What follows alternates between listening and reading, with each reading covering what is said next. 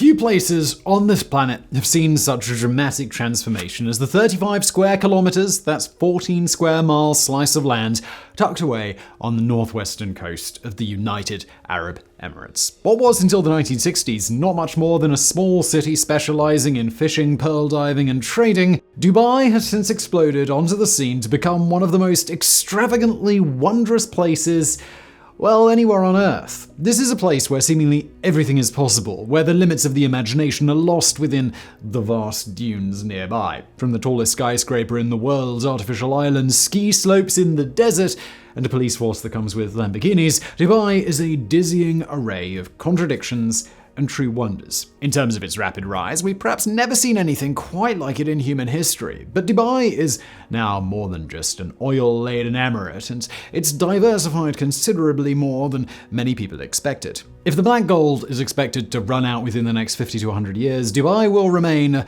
glittering place with sturdy foundations built across multiple industries. There are many places in the world where gargantuan oil reserves have been discovered, but few, if any, have built anything remotely like Dubai.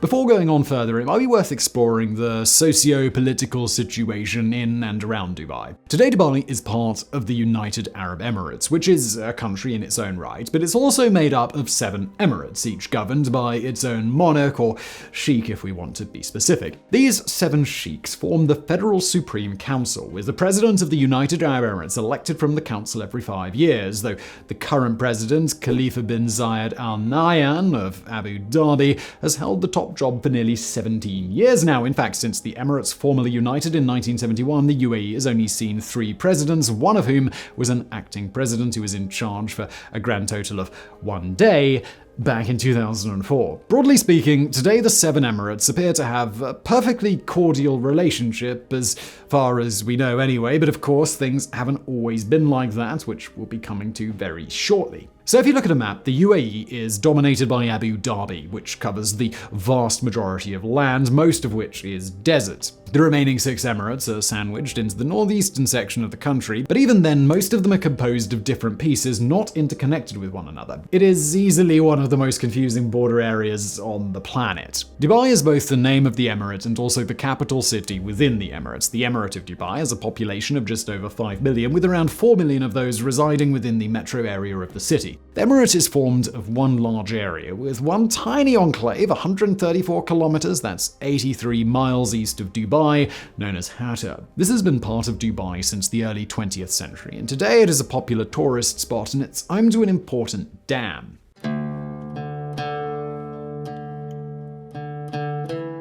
Look, to be honest, we don't know a whole ton about the area of Dubai back further than 1,000 years. This area, just like many in the world, has seen significant environmental changes over the past 10,000 years or so. The remains of a mangrove swamp were found when the Sheikh Zayed Road was extended in 1998, and it dates back to 7,500 BC, which showed us that fairly recently Dubai was more tropical than it was desert. Nomadic cattle herders possibly roamed the area at this point, and date palms were first established there around 2500 BC, the first form of agriculture in the area. Then we have a relative black hole of time lasting around 2,000 years where we know practically nothing. But considering Dubai's climate today, we can assume pretty intense desertification took place during these 2 millennia, and the population probably dropped off fairly dramatically.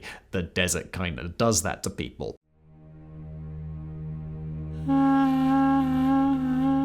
In the 7th century, the Umayyad Caliphate, which then stretched from Spain to Iran, arrived on the shores of what is the modern UAE. Islam was introduced to the area and was followed by a mini boom as the region began trading further afield, eventually reaching as far as China. As the Caliphate inched eastward, more land fell under its control, and with it, more trading opportunities. Fishing and pearls were the principal industries, and Dubai, or Dubai as it was sometimes called, began to make a name for itself, providing some of the finest pearls anywhere on Earth. But still, not a whole lot went on in this area until the final 2 centuries of the last millennium.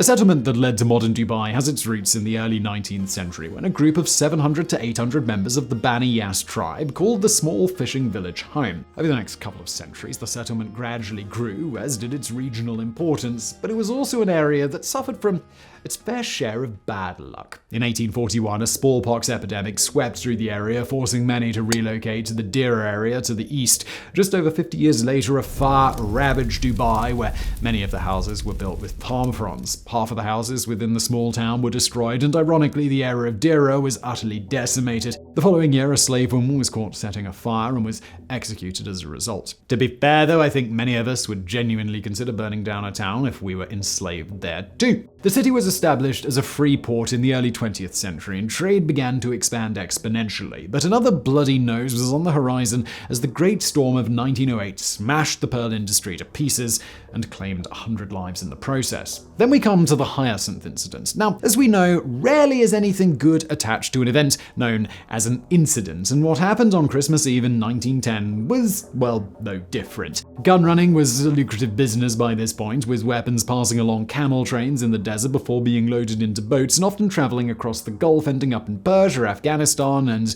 well, just about anywhere people were willing to pay for guns, so, well, just about everywhere. The British who governed the area didn't like this one bit and ordered house searches in the months leading up to the end of 1910. Things escalated quickly on the 23rd of December when British troops attempted to force their way into a trader's home, only for them to be pushed back by a well-armed local group. A furious firefight erupted as the British began firing indiscriminately, enraging the crowd, who kept the soldiers pinned down for several hours. With one detachment trapped under heavy fire, British commanders took the rather extreme decision to have HMS Hyacinth, a high-flyer class protected cruiser currently sitting in the Gulf, to begin shelling the town. As 45 kilogram, 99 pounds, lyddite-packed high explosive shells began smashing into the town, it didn't take long for a ceasefire to be reached and the British troops to hightail it back to the ship. The fighting had killed 75 Dubaians and just 4 on the British side.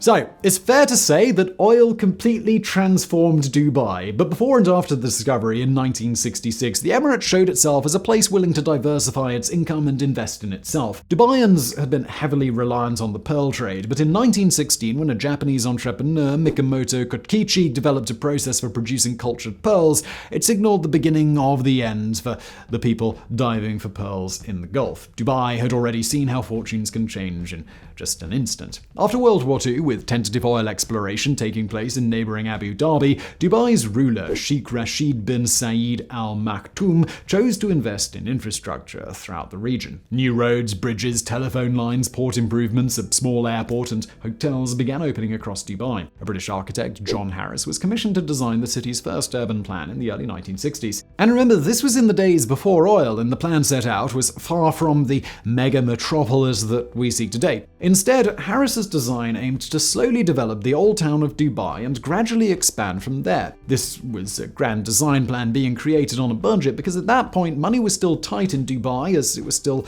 very much a developing region. However, that changed with a seismic boom in 1966 when oil was first discovered off the coast of Dubai. But before we get carried away, this discovery was far from the blank check that would completely transform Dubai. The early find was still fairly small, at least in comparison to some of the biggest oil fields around, but as more and more were discovered, it suddenly became clear that this scratch of land sitting on the edge of the Arabian Gulf was about to become fabulously wealthy. But still, Dubai's ruler favored slowly building his emirate's infrastructure with new schools, hospitals, and commercial buildings, the first to be added to Harris's evolving master plan.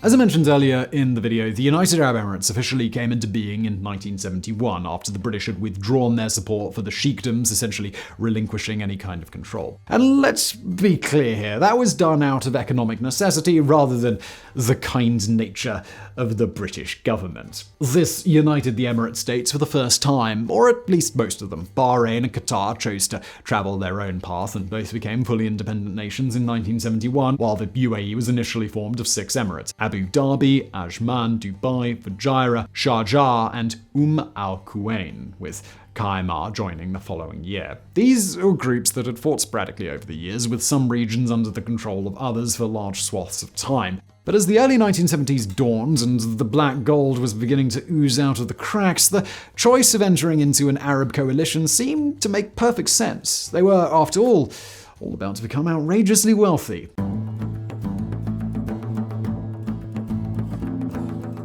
And here is where things just went nuts. There are plenty of photos available of Dubai in the early 1970s, and frankly, it's unbelievable what's happened in the last 50 years. While today many stare at awe at the towering skyline that easily competes with Manhattan, the skyscrapers were only a part of the massive amount of construction work that has taken place. So much so that over the last decade, the level of construction taking place in Dubai has been so high, it was said to be home to a quarter of the world's large-scale cranes. But even as the money was cascading in, a huge amount was still set aside for infrastructure projects. Dubai's ruler was no fool and knew that his oil wouldn't last forever. With that in mind, the decision was taken to begin diversifying the nation's economy early, while also maximizing the spending potential while it was still available.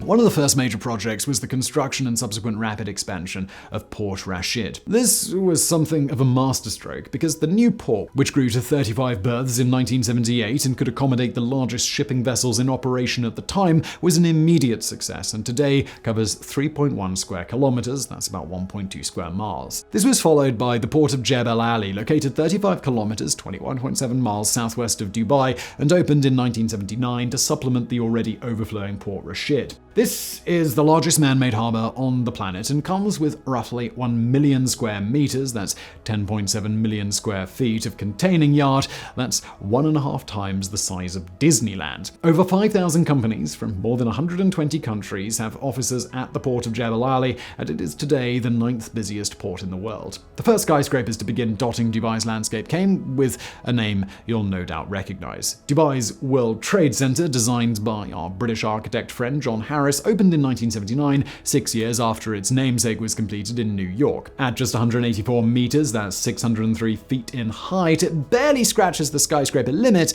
but as it symbolically rose out of the desert, it provided a hell of a statement. Dubai was about to soar. The World Trade Center is one sight that can often be made out in some of those old photographs, usually seen standing alone, seemingly far away from the evolving city to the north. Of course, back then it was very much isolated and probably looked well out of place, but today it forms part of the entrance into downtown Dubai. The vision to build such a building so far away from the existing city in the hope that they would one day meet was a gamble, and it paid off spectacularly. But if we're talking about skyscrapers, we have to mention the Burj Khalifa. Opened in 2010, the world's tallest building has kept its crown longer than many had anticipated, not least because the Saudis have stalled on their own record-breaking tower in Jeddah. The Burj Khalifa stands at 829.8 meters, that's 2,722 feet, was constructed using 330,000 cubic meters of concrete, which is 100,000 elephants, if that number doesn't mean much to you. And it still doesn't, and has 26,000 individual glass panels on the outside, apparently all cut by hand and later climbed by Tom Cruise. First named the Burj Dubai, it was renamed in honor of the Abu Dhabi ruler and president of the UAE, Khalifa bin Zayed Al Nahyan, essentially as a thank you for bailing out the project when the $1.5 billion extravaganza ran into serious financial problems. And finally, we come to the mind-boggling artificial islands built off the coast of Dubai. A mega project of such scale, you might wonder why we haven't already dedicated a whole mega projects video to it. Well, I'm just joking, because of course we have. You can watch that video after you've watched this one if you feel like it, I suppose. Mind-boggling is a good way to describe the artificial islands because quite simply nothing has ever been built quite like this. The Palm Jumeirah was the first to be created, a palm tree-shaped island with a land area of 5.72 square kilometers, that's 2.2 square miles. Rock and sand were dredged from the bottom of the Gulf to create the island, with enough used to build a 2-meter wide wall around the Earth 3 times over. The $12 billion project involved countless missed deadlines and a hefty overspend, but after just 6 years, the first homeowners were allowed to move in. This was supposed to be the first of 3 Palm Islands, but while the Deira Islands have opened, albeit after a complete redesign, the lavish Palm Jebel Ali project was placed on hold during the 2008 recession. And lastly, we come to perhaps the most outrageously decadent project in Dubai, the World, a man-made archipelago in the shape of, well, you guessed it, the world, covering an area of 6 by 9 kilometers. That's 3.7 by 5.6 miles off the coast of Dubai. The project used 321 million cubic meters of sand and 380 million tons of rock to build the 300 separate islands. The idea was that they would all be individually sold to private investors, but once again, the recession of 2008 battered the project, and as yet it has failed to live up to its extraordinary hype. Now, as I mentioned, we've done an entire video about these artificial islands, so if that piqued your interest, please do check it out for a much more in-depth look.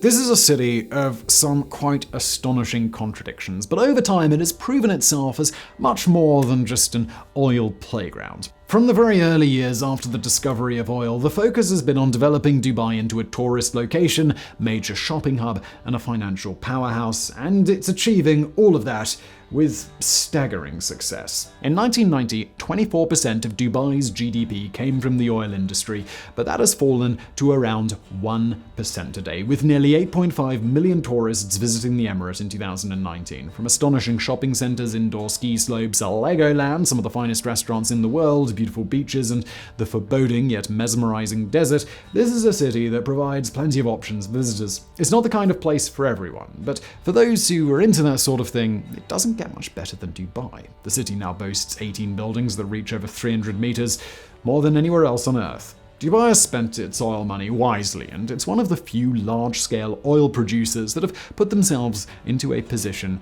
to succeed after the oil runs out. Dubai has become its own monster and has long broken free from the shackles and pains that come with oil production, see Russia in the 1980s or Venezuela now. But we do need to be honest about some things. This is not a glorious fairy tale city. Building vast megaprojects in the desert aren't easy, and the scale of death involving migrant workers is staggering, as it has been across the UAE, Bahrain, and Qatar. Workers are often housed in pitiful conditions, and the ongoing yo-yo over whether or not unions should be allowed, at the moment it's a firm no, often leaves the people who quite literally built this megacity in truly shitty situations. This is also a place where you certainly don't speak your mind, especially if it involves the royal family, the government, homosexuality, workers' rights, and women's rights. So yeah, it's a far cry from Saudi Arabia, but make no mistake about it, the playground of the rich and famous does come with some very stringent rules. Dubai is a story quite like any other.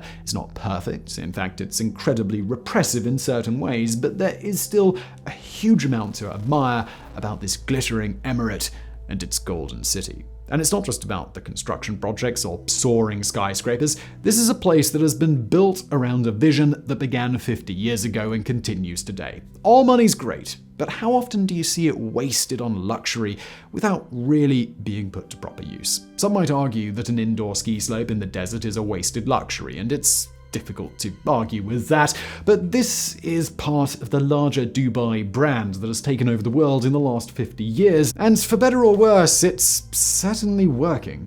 Dubai may have been built upon oil riches, but it looks set to keep shining long after the final drop has left the wells. So I really hope you found that video interesting. If you did, please do hit that thumbs up button below. Do not forget to subscribe, and as always, thank you for watching.